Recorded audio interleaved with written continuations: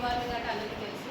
ఈ నులి పురుగుల నివారణ దినోత్సవంగా ఈరోజు జరుపుకుంటున్నాం. మనము నులి పురుగులు ఎందుకు వస్తాయి అంటే మనము బయట ఆహార పదార్థాలు ఈగలు వాలిన చోట, ఇలాంటి చోట, అలాగే సాయిల్ ట్రాన్స్మిటెడ్ అంటే ఈ నేలల్లో మనము చేతులు పెట్టి వాటి ఆహారం పురుగులతో పాటు మనం నోట్లో పెట్టుకోవడం, ఇలాంటి వాటి వల్ల మనకు నులి పురుగుల యొక్క గుడ్ల ద్వారా మనము డైజెస్టివ్ సిస్టంలోకి పంపిస్తున్నాం.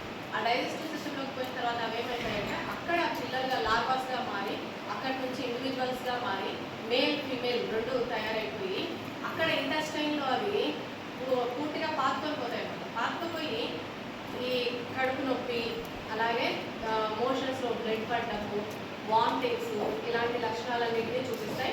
ఇంకా విపరీతమైనప్పుడు అంటే వాటి లార్వాస్ డైజెస్టివ్ సిస్టమే కాకుండా లివర్ నుంచి హార్ట్ అలాగే బ్రెయిన్ కూడా పాకే అవకాశం ఉంటుంది. జ్వరాలు, విపరీతమైన జ్వరాలు అంటే ఇంకా లాస్ట్ ఫైనల్ స్టేజ్ అన్నమాట. అలాంటి జ్వరాలు వచ్చే అవకాశం ఉంటుంది.